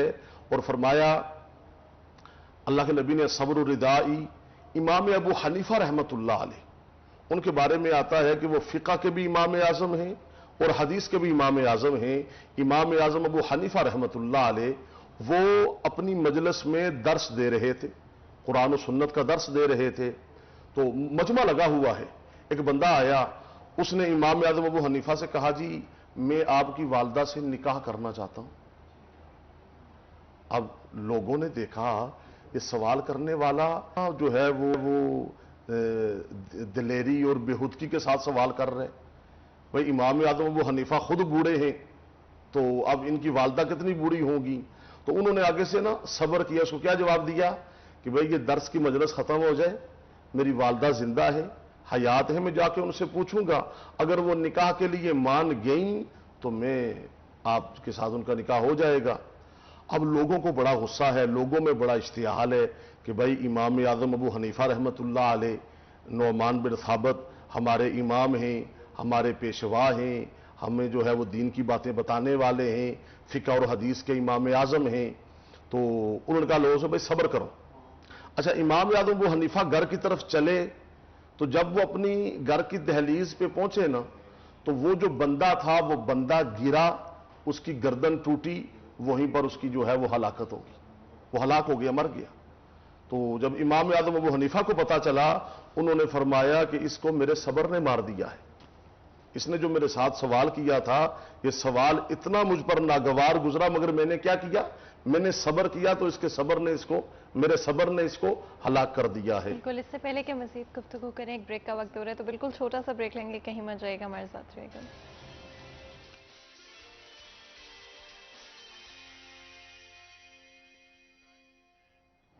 वेलकम बैक सीरीज 10 में एक दफ़ा फिर आपको खुशामदीद कहते हैं। आज हम बात करें, जुमे का रोज़ है, ऑफ कोर्स आज हम सब्र के हवाले से बात करें, कितना इंपॉर्टेंट है कि हम अपनी डेली ज़िंदगियों में जो भी चीज़ें उन सब में सब्र लेकर आएँ और कोशिश करें कि जितना भी हो सके अपने जो काम हैं, जो भी चीज़ें हैं, प्रोफेशनल हो, पर्सनल हो, उसमें सब्र हमेशा हमारे अंदर होना चाहिए। और आई थिंक कोशिश तो हम सब करते हैं लेकिन इम्प्लीमेंटेशन बहुत कम कर पाते हैं। तो आज हमारी कोशिश है कि इसी हवाले से बात करें। अलामा साहब, हम सब ज़िंदगियों में आई थिंक डिफरेंट तरह के एक्सपीरियंसेस होते हैं, कुछ अच्छे होते हैं, बुरे होते हैं, और डिफरेंट तरह की स्ट्रगल्स होती हैं। कितना इम्पॉर्टेंट है और किस तरह से बल्कि हम अपने अंदर सब्र बिल्ड कर सकते हैं? देखिए जी, अपने अंदर सब्र को कैसे ला सकते हैं, ठीक है जी, इसके लिए सबसे पहले हमें सब्र को पढ़ना पड़ेगा कि सब्र है क्या। ठीक है, सब्र है क्या, हमको साबर और शाकर बनना पड़ेगा। इस दौर में یہ جو دور چل رہا ہے نا، اس دور میں وہی بندہ کامیاب ہے کہ جس کو اللہ تعالیٰ نے صبر کرنے والا دل دیا ہے اور شکر کرنے والی زبان عطا فرمائی ہے. وہ بندہ کامیاب ہے کہ وہ اس کو جتنا ملا ہے وہ اپنے پاؤں اپنی چادر سے زیادہ نہیں پھیلاتا اور وہ صبر کرتا ہے. اچھا، ہمارے اندر صبر کیسے آئے گا؟ دیکھیں، صبر ہمارے اندر آئے گا قرآن و سنت کو پڑھنے سے، صبر کو سمجھنے سے. اور جب ہم پڑھیں گے کہ صبر پر ہمیں اللہ اتنا زیادہ اجر دے رہا ہے کہ اللہ خود کہہ رہا ہے کہ برداشت کرنے والے. اچھا، یہ صبر کہاں پہ ہے؟ یہ صبر صرف یہ نہیں ہے کہ کوئی بندہ آپ سے غصہ کرے اور آپ آگے صبر کر جائیں. نہیں، اگر آپ کہیں لائن میں لگے ہیں نا، وہاں بھی صبر کرنا ہے. ٹھیک ہے جی، وہاں پر بھی آپ نے. اچھا، صبر میں نے جہاں تک پڑھا، صبر انسان کو نظم و ضبط سکھاتا ہے. صبر جو ہے وہ ہماری زندگی میں ایک ڈسپلن لے کے آتا ہے، ہمیں ایک مہذب شہری بناتا ہے صبر. اگر آپ کہیں لائن میں لگے ہیں تو وہاں بھی صبر کرنا ہے. اگر آپ گاڑی میں جا رہے ہیں تو آپ نے وہاں بھی صبر کرنا ہے. اور میں معذرت چاہوں گا کہ بحیثیت قوم ہم سارے بے صبرے ہیں. ٹھیک ہے جی، ہم سارے کتنے ہیں؟ بے صبرے ہیں. اس کی مثال دیا کرتا ہوں. جب شادی کا موقع آتا ہے تو جب وہ کھانا کھلتا ہے نا تو کہتے ہیں جی کھانا کھل گیا ہے، سارے آ جائیں. تو حالانکہ کھانا اپنی جگہ پہ ہوتا ہے، بندے بیچارے کھل جاتے ہیں. تو صبر دیکھیں نا، ہم بحیثیت قوم ہمارے اندر یہ کمزوری ہے کہ ہم صبر سے بہت زیادہ دور ہیں. اب ہم نے لائن میں لگنا ہے تو وہاں صبر کرنا ہے. اچھا، میں نے دیکھا کہ کئی دفعہ ہم لائن میں لگے ہوتے ہیں، پچھلا بندہ آتا ہے، اس کو کوئی پرواہ نہیں ہے کہ یہ کتنی دیر سے کھڑے ہیں، صبر کیے ہوئے ہیں، یا کہیں پر وہ گاڑی چلا رہے ہیں، کہیں اشارہ جو ہے وہ کھلا ہے یا بند ہے. تو صبر کو پہلے پڑھنا پڑے گا اور یہ اپنے اندر ایک یقین پیدا کرنا پڑے گا، اس کو دل میں جگہ دینی پڑے گی کہ ان اللہ مع الصابرین، کہ جب صبر کریں گے تو اللہ ہمیں مل جائے گا. ہمیں کیا ہے؟ ہمیں اللہ مل جائے گا. دیکھیں، زندگی میں ناگوار باتوں کو برداشت کرنا یہ صبر ہے. یہ صبر ہے. حدیث میں آتا ہے، رسول اللہ صلی اللہ علیہ وسلم نے فرمایا، کل قیامت والے دن ایک بندہ اللہ کے پاس آئے گا. اللہ فرمائے گا تیری نیکیاں تو تھوڑی ہیں مگر میں تجھے جا جنت میں بھیجتا ہوں. لوگ بڑے حیران ہوں گے، اس کی نیکیاں تھوڑی سی اور اللہ تعالیٰ نے اس کو جنت میں بھیج دیا. اب اللہ اس کو جنت میں کیوں بھیجے گا؟ اللہ فرمائے گا دنیا کے اندر تو میری تھوڑی نعمتوں پہ راضی ہو گیا تھا، میں اللہ آج قیامت والے دن تیری تھوڑی نیکیوں پہ راضی ہو گیا. تو جو نعمتیں میری صبر کر لیا نا، اس پہ صبر کر لیا، اور وہ اپنے جو پاؤں ہیں وہ اپنی چادر کے مطابق پھیلائے، صبر کر لیا، تو دنیا کے اندر میری تھوڑی نعمتوں پہ راضی ہو گیا تھا. میں آج جو ہے وہ کہ کیا ہے، تیرے تھوڑے اعمال پہ راضی ہوں اور میں تجھے جنت میں داخل کر رہا ہوں. تو یہ کتنی بڑی فضیلت ہے. اچھا، اس کے بعد صبر اگر آپ دیکھیں، نبی کریم صلی اللہ علیہ وسلم کی زندگی میں صبر ہی صبر ملتا ہے، صبر کا درس ملتا ہے. سیدنا ابو بکر صدیق ہیں، ان کی زندگی میں صبر ملتا ہے. سیدنا عمر فاروق ہیں، ان کی زندگی میں صبر ملتا ہے. سیدنا عثمان ذی النورین ہیں، ان کی زندگی میں صبر ملتا ہے. عثمان ذی النورین تو وہ ہیں کہ مدینے کے اندر لوگ آئے، ان پر حملہ آور ہوئے، جمعے کے خطبے میں کھڑے ہو گئے. انہوں نے کہا کہ میں آگے سے جواب نہیں دوں گا. ایک تو صبر، دوسرا یہ شہر جو ہے وہ مدینہ ہے، حضور یہاں آرام فرما ہے. اچھا، پھر حضرت علی ابن ابی طالب رضی اللہ تعالی عنہ، مولا علی کی زندگی میں صبر ہی صبر ہے. ان کی زندگی میں کیا ہے؟ صبر ہی صبر ہے. تو اس کے بعد آگے چلیے، جتنے بھی آل نبی ہیں، اولاد علی ہیں، ان کی زندگی میں کیا ہے؟ صبر ہے. سیدہ فاطمہ سیدہ کائنات وہ عورت ہے جس کو اللہ کے نبی نے فرمایا کہ اے فاطمہ تو جنت کی عورتوں کی سردار ہے. فرمایا یہ فاطمہ کل قیامت والے دن پل صراط سے گزرے گی تو اس وقت اندھیرا چھا جائے گا کہ کسی کی جو ہے وہ نگاہ فاطمہ پہ نہ پڑے. یہ وہ فاطمہ ہیں کہ حضرت علی سے کہتی ہیں کہ مولا علی میں دنیا سے چلی جاؤں نا تو مجھ فاطمہ کا جنازہ رات کو اٹھانا، کیوں کہ کسی کی نگاہ مجھ پر نہ پڑے، میرے جنازے پر بھی نہ پڑے.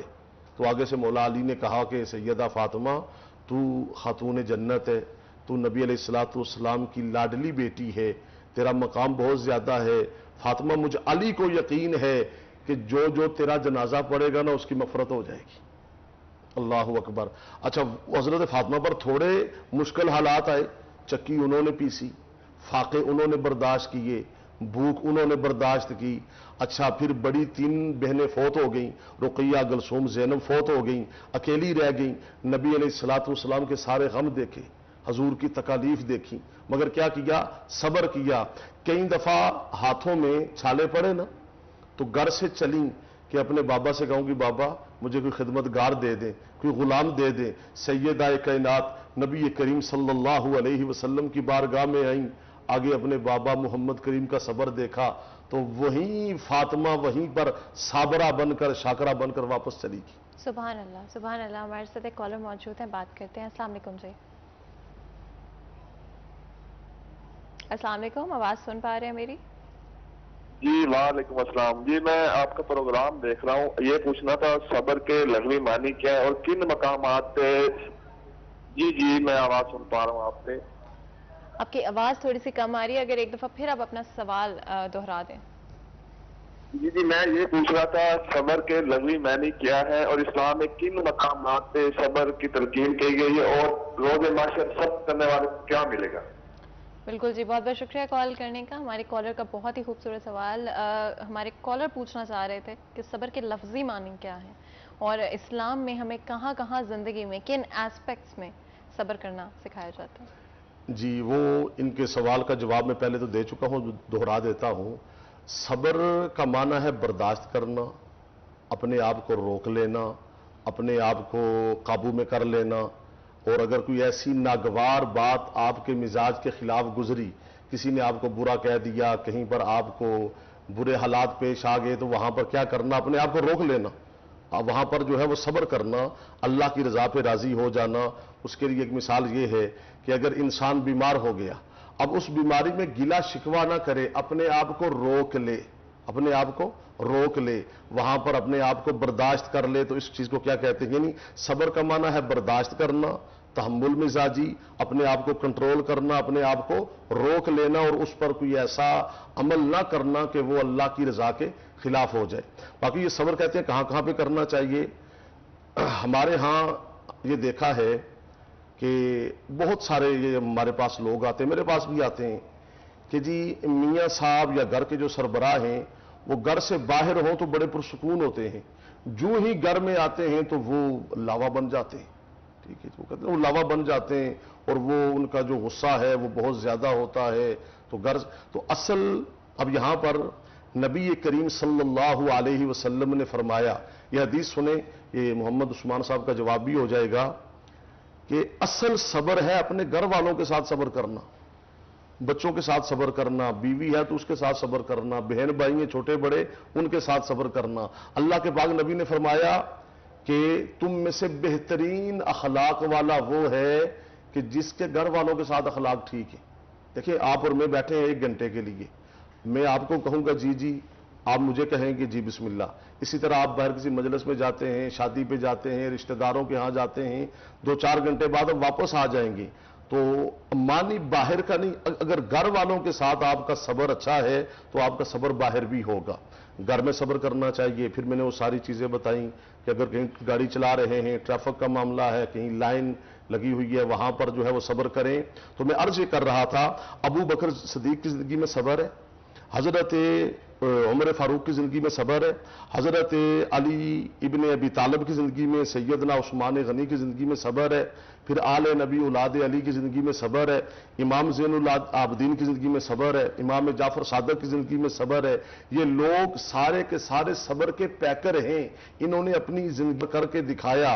एक अल्लाह वालों के बारे में आता है कि वो कारोबार करते थे, उनको खबर ये मिली कि आपका जो जहाज आ रहा था ना, जिस जहाज में आपका सामान था, बहरी जहाज में, वो जहाज गर्क हो गया और आपका भी सामान तिजारत और लोगों का भी सारा का सारा क्या हो गया? गर्क हो गया। तो उन्होंने थोड़ी देर रुके और कहा अल्हम्दुलिल्लाह। अच्छा, उन्होंने सब्र कर लिया, क्या कहा? अल्हम्दुलिल्लाह। चंद दिनों के बाद फिर उनको की पैगाम मिलता है कि वो जो पहले खबर आई थी कि जहाज गर्क हो गया है, जहाज जो है वो समुद्र बुर्द हो गया है, वो जहाज डूबा नहीं, वो साहिल पे किनारे पे लग गया है, आपका सामान جو ہے وہ اتر کر منڈیوں تک پہنچ چکا ہے، انہوں نے پھر تھوڑی دیر رکے اور کہا الحمدللہ۔ کسی نے کہا جی سامان جہاز ڈوبنے کی خبر آئی تو تب بھی الحمدللہ، اور سامان بچ جانے کی خبر آئی جہاز تب بھی الحمدللہ۔ کہا اس بات پر الحمدللہ کیا ہے کہ میرا تعلق اللہ کے ساتھ جڑا ہوا تھا، میری لائن اللہ کے ساتھ ملی ہوئی تھی، وہ جو قلبی تعلق تھا نا وہ اللہ کے ساتھ تھا۔ جب سامان کے فنا ہونے کی خبر ملی تب بھی اس تعلق میں فرق نہیں آیا، جب سامان کے بچ جانے کی خبر ملی تب بھی اس تعلق میں فرق نہیں آیا۔ یہ صبر ہے۔ سبحان اللہ۔ اس سے پہلے کہ مزید گفتگو کریں ایک چھوٹا سا بریک لیں گے، کہیں مت جائے گا، ہمارے ساتھ رہیے گا۔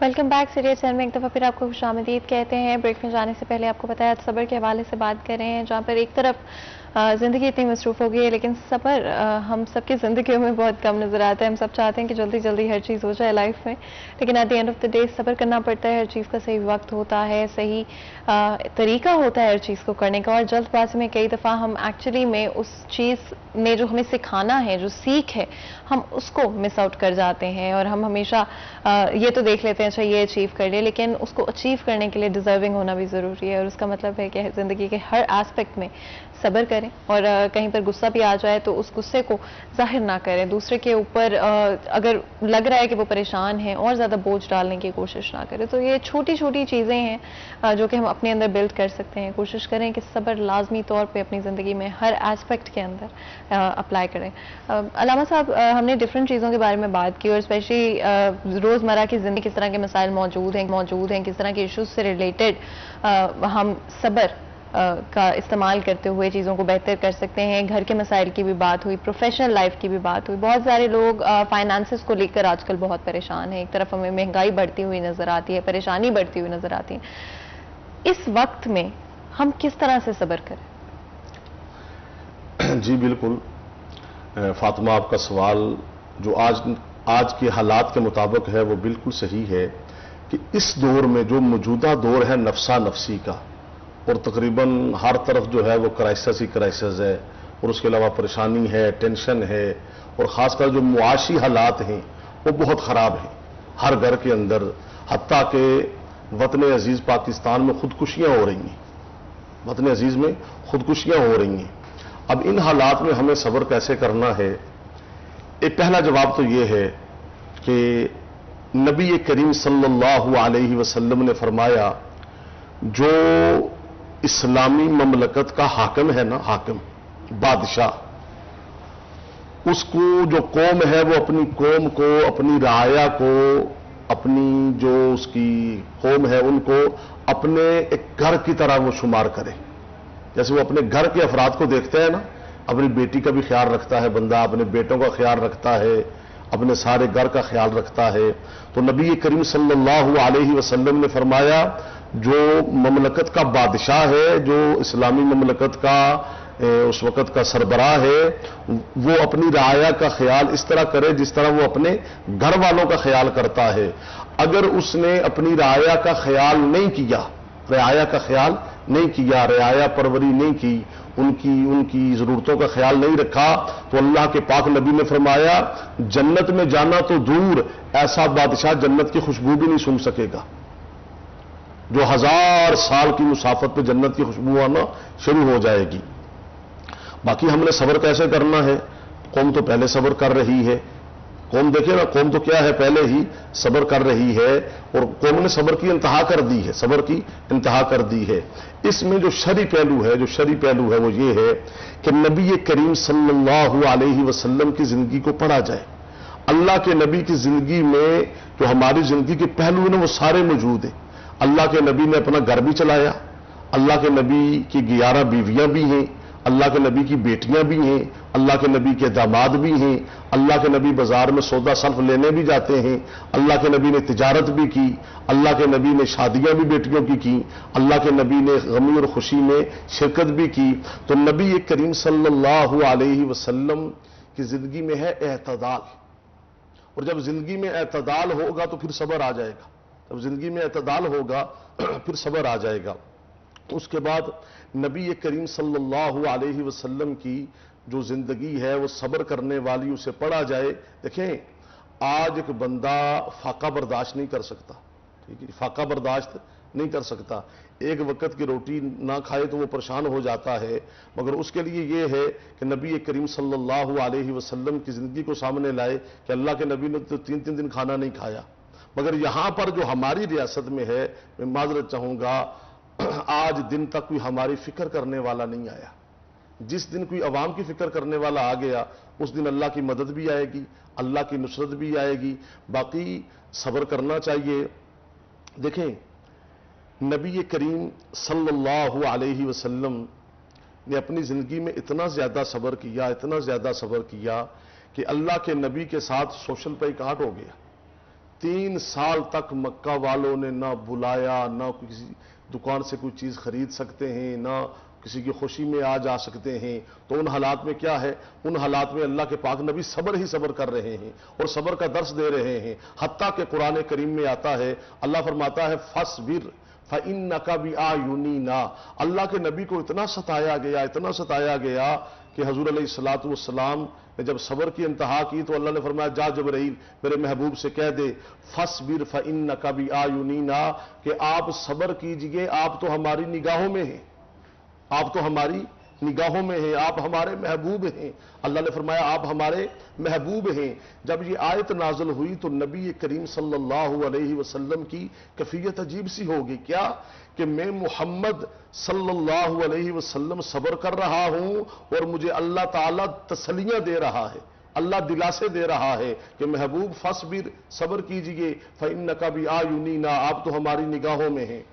روایات میں آتا ہے کہ سیدہ عائشہ صدیقہ اٹھی، نبی پاک کا ہاتھ دست مبارک پکڑا، اسے بوسہ دیا اور بوسہ دے کے کہا کہ یا نبی اللہ، آپ اتنا صبر کرتے ہیں، اتنا صبر کرتے ہیں کہ عرش والے رب کو بھی آپ پہ پیار آ گیا ہے کہ وہ آپ کو کہہ رہا ہے کہ فَإِنَّكَ بِأَعْيُنِنَا، آپ ہماری آنکھوں میں ہیں، آپ ہماری نگاہوں کے سامنے ہیں، محبوب صبر کیجئے۔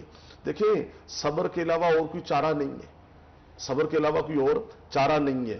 اگر حالات پڑے نا سیدنا علی ابن ابی طالب رضی اللہ تعالیٰ عنہ کے، تو ان کی زندگی میں ایسے ایسے واقعات پیش آئے۔ مثال کے طور پر مولا علی ابن ابی طالب میدان جنگ میں لڑ رہے ہیں، کافر ان کے سینے پہ بیٹھا ہے، وہ کافر کے سینے پہ بیٹھے ہوئے ہیں، تلوار ہے، اس نے چہرے پہ تھوک دیا کہ فوراً نیچے اتر آئے، حالانکہ یہ صبر ہے، ٹھیک ہے جی۔